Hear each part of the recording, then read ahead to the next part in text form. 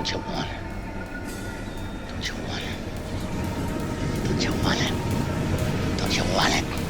Don't you want it? Don't you want it? Don't you want it? Don't you want it? You're losing my Deadlights Pod. Deadlights Pod. Welcome to the Deadlights Podcast. I'm your host, Sam. And I'm your other host, Leslie. And guess what? We have another week of horror. It's another one. Wow. You didn't think it was going to be another one. No. Surprise, it is. Wow. We're back. We're back. In Playground Social Studios. We are. And Lovely. we're here. Look We at got Mike. We got Pazuzu. And As always. We got Rudy in the studio. Woohoo. Hey, Rudy.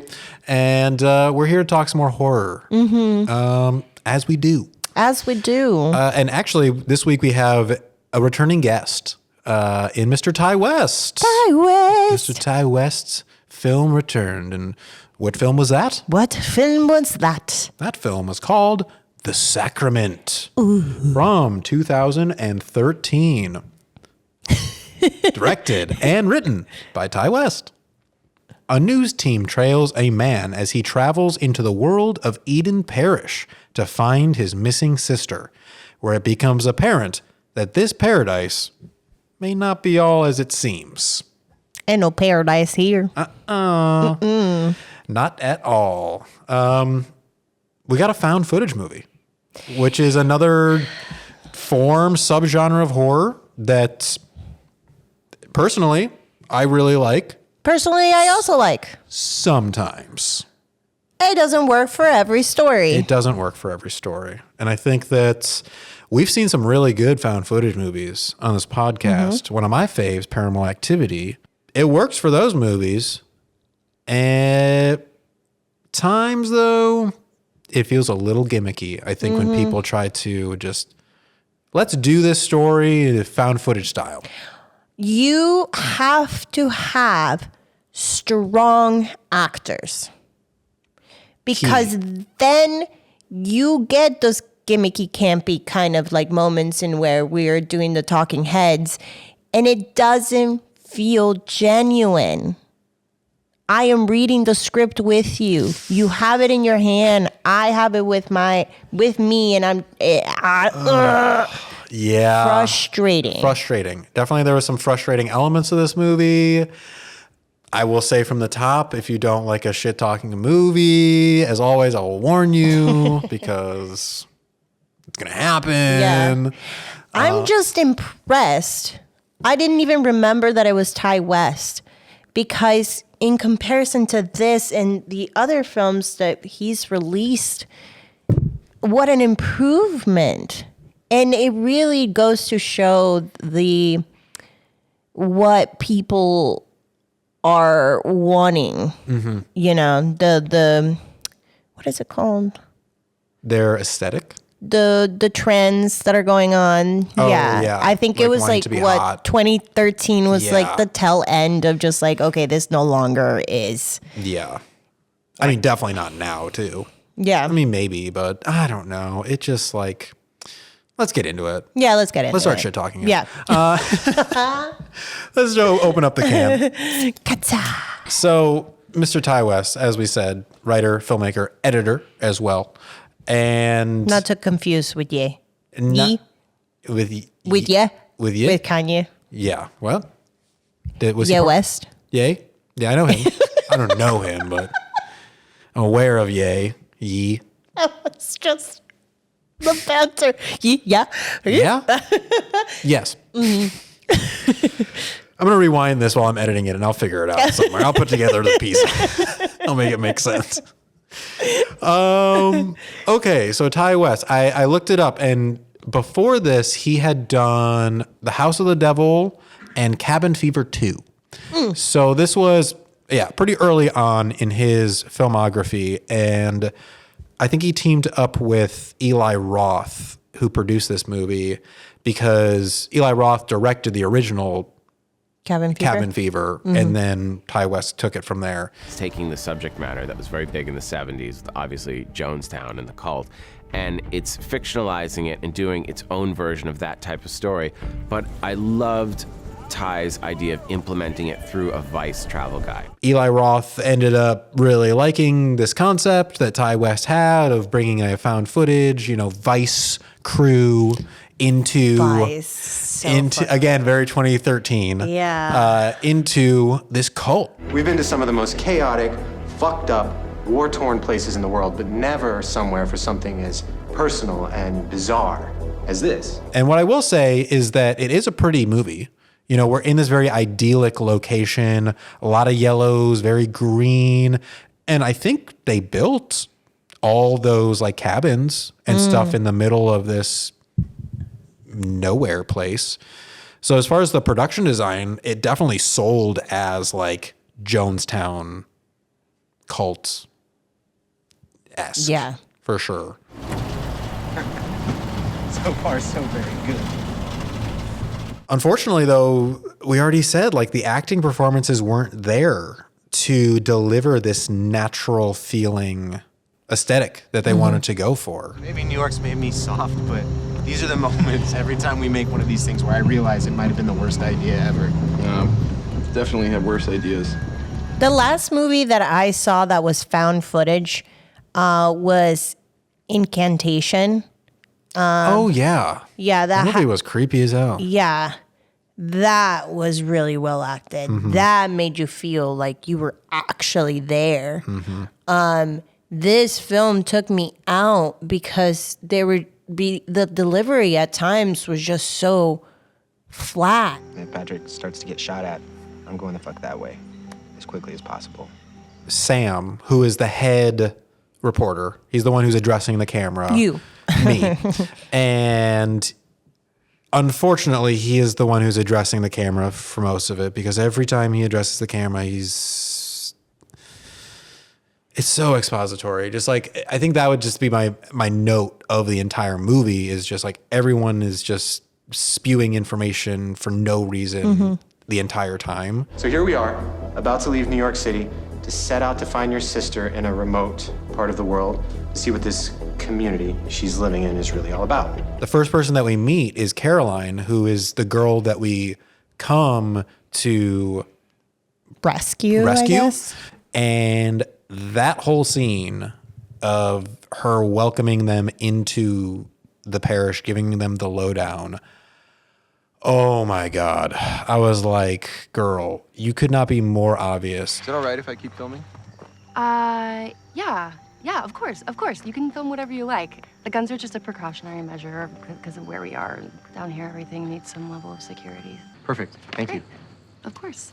We have nothing to hide. We have nothing to hide. I'm like, really? You would say that? We have nothing to hide. Nothing. Nope. Nope. We have nothing to hide. It's paradise. It's paradise. Why would we hide anything? Oh my God. It's perfect. Yeah. Yeah. I was just like, oh God, this is the first scene. Not good. Not good from here. I think the only good performance in this movie was Father. I actually did really like the leader of the cult. What we lack in modern comfort, we make up for in humanity. Isn't that right? I thought he did a great job of being a natural character. And at points, I'm like, I can see myself getting won over by this guy. He rode that line so well that these cult leaders ride of feeling like he's on our level and he's like one of us, but also he's tapped into something above. So he's above us. So he rides that line of like being the righteous man leader that you will bow down to. And also like this grandfather. Poverty, violence, greed, and racism. The foundations of a cancerous society. And I saw fit to make a difference. We all did this together. We built this place from the ground up. This is our community. I believed every word that he said.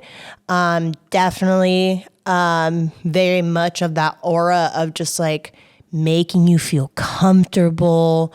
Oh, look at him. He's so kind. He loves everyone, but he has a fucking God complex.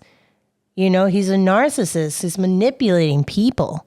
Like, he'll switch and he'll fucking get what he wants and kill you if you don't comply. You know, not in front of his followers. He'll do that on the side. The people with the machine guns. Yeah. And he was great. Well casted. Very well casted. Highlight of the film, honestly, his performance. And well written too. Very well written. I love, everything he said, I was like, yeah, that's what a fucking cult leader would say. Yeah. They were born outcasts, never given a chance. I know, because so was I. Society turned its back on these people years ago, but I never will. Yeah, it felt very manipulative. It felt so real. I'm sure Ty West did research into cult leaders, what they say. Well, this was inspired by that one cult. The Jonestown, I'm assuming. Yeah, Jonestown. It really felt like we were watching the events of Jonestown play out. He did enough to make it feel like, okay, I understand why people are following him. All the great leaders who have tried to achieve what we have here were struck down and killed. Malcolm X, Martin Luther King, oh my God, JFK, RFK. I also didn't like the way that the camera was being used. We will set it down and then the person would come and grab it from the front. And I'm like, no. It's to show that the person is coming to grab it. Yeah. Yeah. And clearly this is a big ass camera. We're using an actual camera as opposed to a camcorder. You wouldn't be making these kind of movements, and they do this often. And I was just like, just don't. Please don't. Just don't. Please don't. If it was a different style, if it was just a regular movie, I think it would have been a little bit more successful in this area. Yeah. In the sense that we didn't need to capture people from underneath or on the side or whatever. I wanted the story to be told differently. Yes. It also felt like they were struggling with that too, because there were times where, first of all, in a found footage movie, inherently you have to figure out what the reason is that someone is still recording. Through all the crazy shit that goes on, why the fuck would someone keep recording this? And so it felt like they continuously, almost every scene felt like they had to explain why they turned on the camera, keep filming this, people need to see this. The excuses just kept coming and coming where it felt unnatural. I'm just gonna keep rolling. I hope that I get as much as possible. Hope that this footage makes it out of here. Whatever happens, the story needs to be told. They also had moments where they were cutting away to B-roll around the camp. And I was like, who shot this? And then who edited this all together afterwards? That has to be a question that's in the found footage. That's just inherent. And so by the end, I'm like, this doesn't make any sense because all logic was thrown out the window. A person wouldn't have edited this together. And then a camera that got B-roll wasn't even taken in the end. So how did they get that? So then the logic all just broke down from there. Yeah, because they didn't retrieve the cameras. No. So I think that they were having a really tough time trying to figure out how to tell the story they wanted to tell inside the found footage constraints. And it feels like they broke it a couple times because they couldn't figure it out. Yeah. Agreed. I had a lot of issues with that aspect of the movie. Not a successful found footage movie. No. It's really not. Yikes. Big yikers. Yeah. Let's get to the meat. Because we're talking about cults. I mean, which are very interesting to me. Me too. We've said it before that Leslie and I are big true crime fans, and a lot of true crime stories have to do with cults. Yeah. Specifically, Jim Jones, Jonestown, very infamous story. Oh, yeah. Cults to me are just very scary because I would like to think that I'm not as susceptible. But I think at any point, anyone who is struggling with something will be drawn to groups of people that are like you, that are receiving in some form help. Like they went around and they started asking everybody, like, why are you here? Do you like it here? And everybody had a story. After my husband had passed, it just wasn't anything here for me. That man has a way of speaking, a way of making you just feel better. And I never felt that way before. What about your family in Australia? Do they know where you are? This is my family now. Father's given me more than I ever dreamed of. We're from a violent community. Shoot, I don't know, man. If we hadn't come down here, God knows what would have happened to us. I ain't never going back, man. I die before I go back. That's real. I can't help but think desperation is a lot of what brought people here, but if they're happy now, who am I to say anything? We're all human and we all need community and acceptance and love. So to me, that's why cults are just very scary, because it's not until like you're deep in it that maybe you realize that you are in trouble. Typically, though, that's when you've already given up everything. So what is there left to go back to? Yeah, they had their passports taken away and put in a safe. They sold all of their possessions. Who pays for it all? We did. Well, some of the words anyway. Everyone just gave up what they had to come here. That's right. We sold our homes and we donated the profits to church, and we would do it again. That's the scene that you're talking about. It's great because we're going around talking to all these different people. We're talking to nurses. We're talking to teachers. We're talking to, quote unquote, people that we trust in society. And they're giving us reasons why they're here. Mm-hmm. And so it makes it feel so much more grounded and so much more relatable, and then scary, because you're like, if they could end up here, then I could too. And then Father was using great verbiage during his speech. I grew up poor. I know that pain. I know what it's like to lose hope, to feel trapped. You come down here and I'll give you a place to live. I'll give you a job. I'll give you some food. I'll give you a bed, whatever you need. And we can live our lives, friend, truly live. It's very manipulative. It's very well-crafted language that these guys use to get you on their side. Yeah.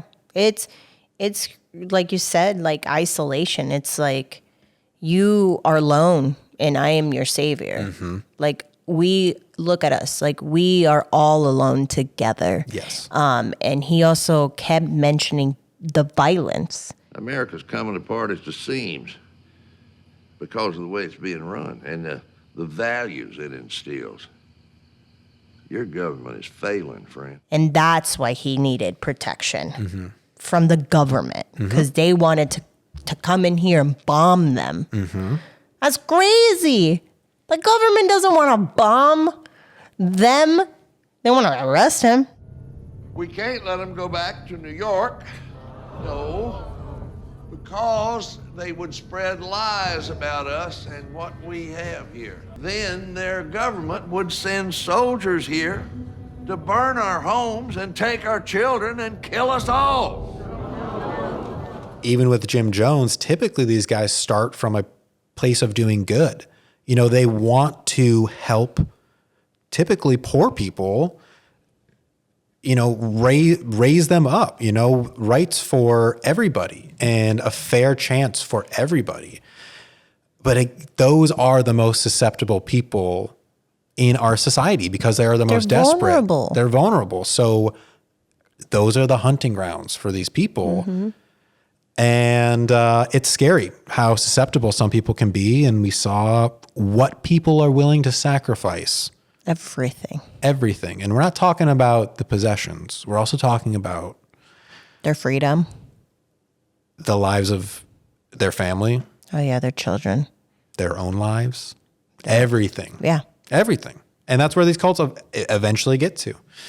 So as far as like seeing that all play out, holy shit, that was creepy. That was fucking scary. Yeah. Because it did get there. Yeah. We're talking for sure Kool-Aid got there.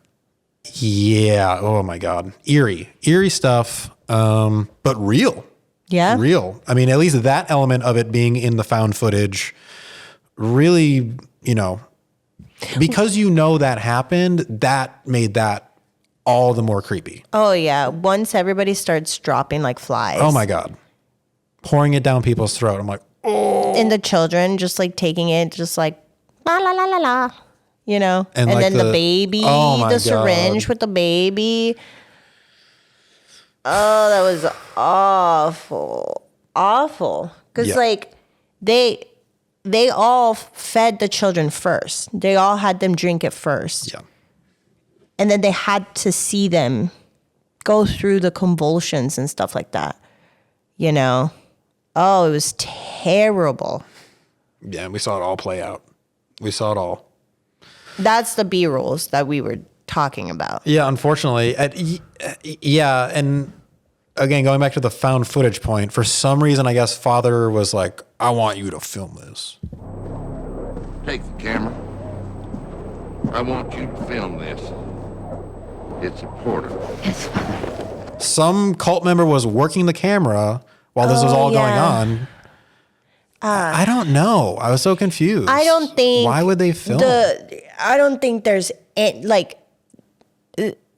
Imagine going into Scientology and being like, I'm from Vice. I'm going to record this. That was our first mistake, saying that they were from Vice.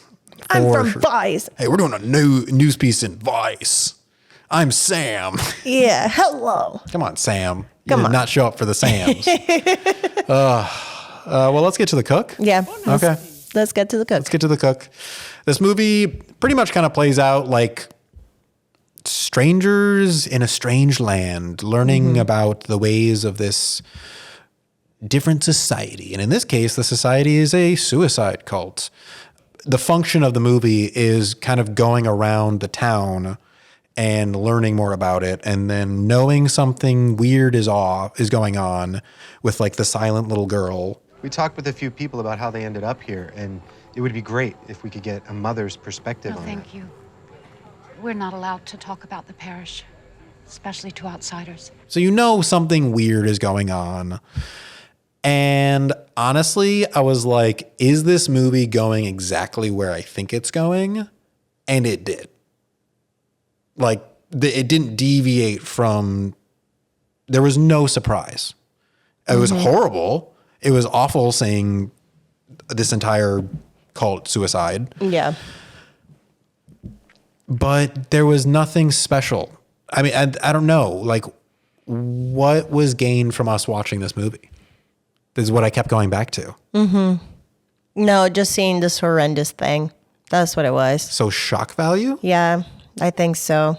That's awful. Interest, curiosity of what did happen in Jonestown. Because when the authorities finally came over to this place and they found hundreds of people all over, you could only, just spiral into like, what happened? And so like we got a version of that, of just like what could have happened and how it had like in transpired. Yeah. I've always been very fascinated with the People's Temple in Jonestown, and I think that the reason I used it is because I wanted to use a real event to tell this story. So I think to me it's just like curiosity and just the morbid curiosity of what happens behind. Yeah, and I don't know. To me, I'm I want to be left with either a call to action from us as the audience of how we feel about that or something, or how we change this, or like them making a statement about it, but they did neither of those things. They had the text in the beginning and at the end. Yeah. Which just to like, me was so unnecessary. yeah, and it's like, cheesy. oh, where are they now kind of thing. I'm like, okay. But again, like, it's not saying anything about this. It's not, I'm just still struggling with like what I gain out of this movie. And it's not much except seeing children die. And I'm like, that's exploitive. Like, that's just like them like using the shock value of killing children just for that sake. And I don't like that. No. It doesn't leave a good taste. I mean, the little girl that we were trying to save. Oh my God. Like the mom ends up fucking cutting her throat. And it's just like, why? Caroline, as they're all suiciding out there, kills And the then brother. sets herself on fucking fire. And then sets herself on fire. Come on. Why? No, it's just shock value. Yeah, just like the most awful way you can think of for you to kill yourself. Fire. Yeah, she'll do that.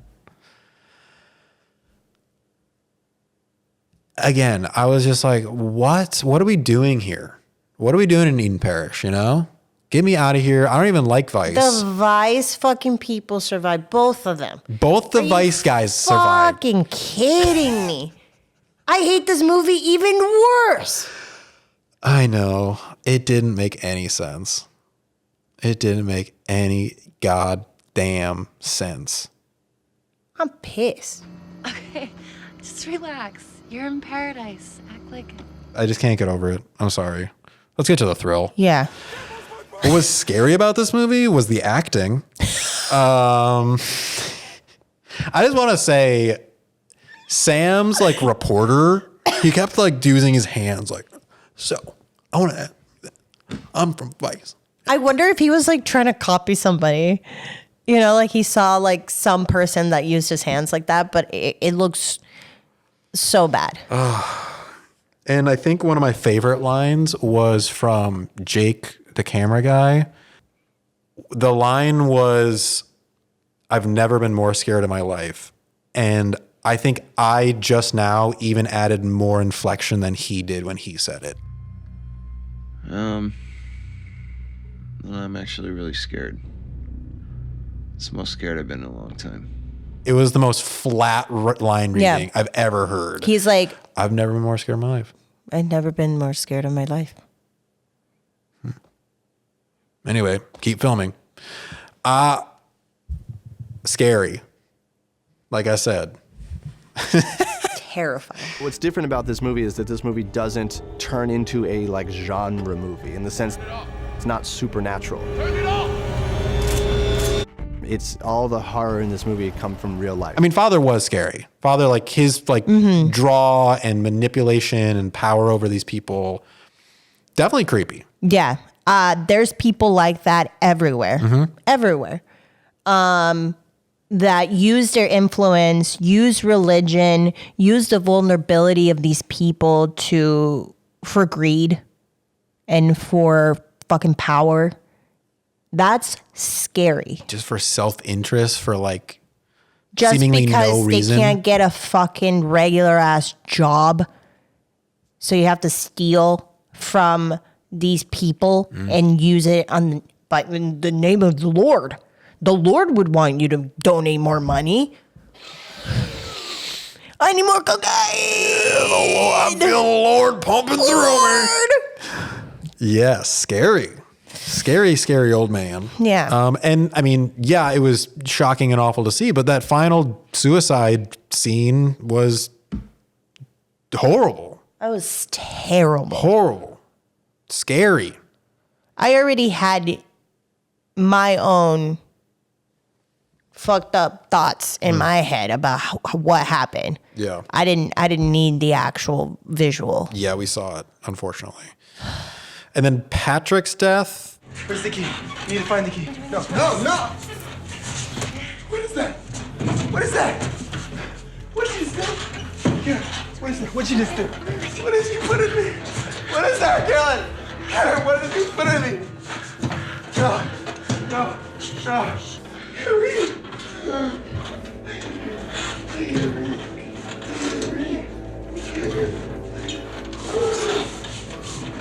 I think that was the only time that I thought he was good when he was dying.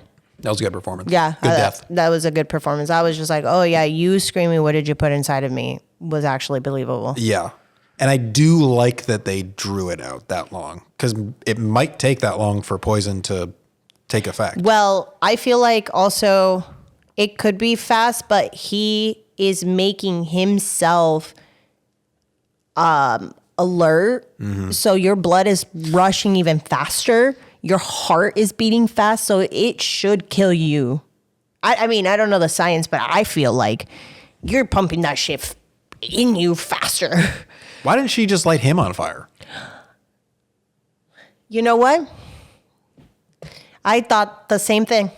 Why didn't you just set everyone on fire? Yeah. I don't know. Why didn't you take the Kool-Aid? Why didn't you? Like, what? Yeah. Why didn't you go back to your father?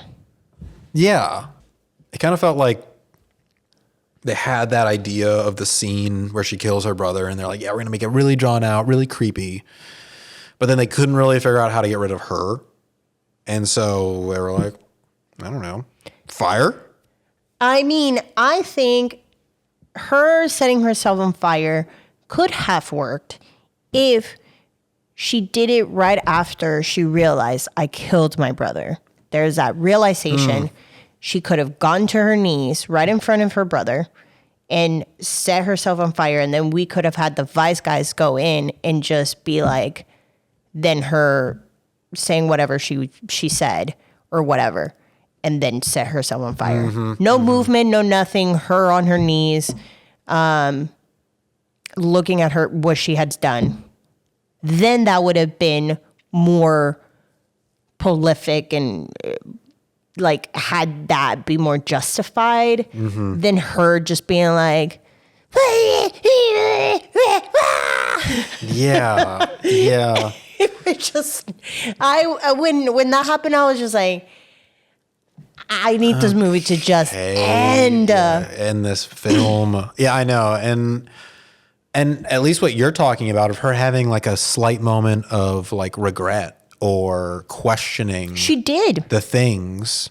You know, she backed away and she was like, you know, covering her mouth and like, I just wish we could have lingered there then and just been like, all right, fuck it.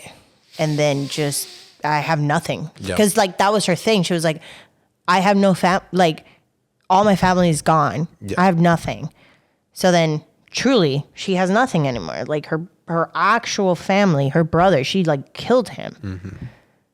So that's the only way that I think that would have been a path. Like could have been used. But they didn't do that. That's the thing is they didn't do that. So they didn't do a lot of things. Yikes. They did a lot of things. But not that thing. Not that thing. Yeah. They did a lot of things. I guess let's get to the ride. Yeah. Bumpy. I mean, my main thing that I wrote down in the ride was, again, like, who's filming this? Like, who's editing this? The logic just completely breaks down. And that on top of the fact of I don't really see the point of the movie. Like, there's no new insight that we gain. It's as horrible as we thought it was going to be. It's as terrible to see all these people get manipulated by this guy and kill themselves for him as we thought it was going to be. But they're not saying anything beyond that. It's just such a flat movie for just shock value. I'm not a fan of that. I'm just like, I wish it was there's a little more dimension, a little more layers to it. Because you got plenty to work with in cults. Well, that's what happens when you are doing it through the lens of a found footage. There's so much story that you can tell through that, you know? Like, would I call Paranormal Activity layered? No. But it's good because of the way that they used the footage. It made sense. You want to go poking around other people's business, you go right on ahead. But if you put your hand into the dog's bowl, don't be surprised if you get bit. We didn't have to spoon feed as to what we were doing all the fucking time. Yeah, it was exhausting. Them trying to rationalize why they're filming. And pick up the damn camera.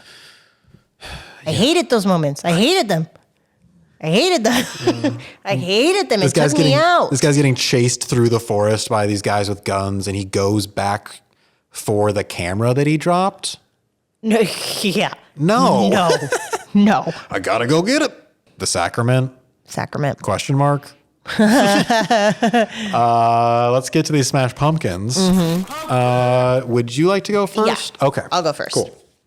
Feeling lost? Grab your journal and go to your local coffee shop instead of joining a cult that you'll have to drink the Kool-Aid to descend to heaven.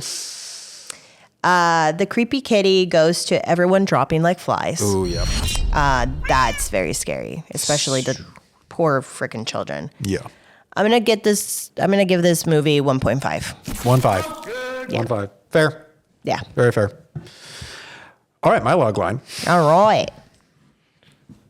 Keep filming. The world needs to see this. Keep filming. It's our responsibility. Keep filming.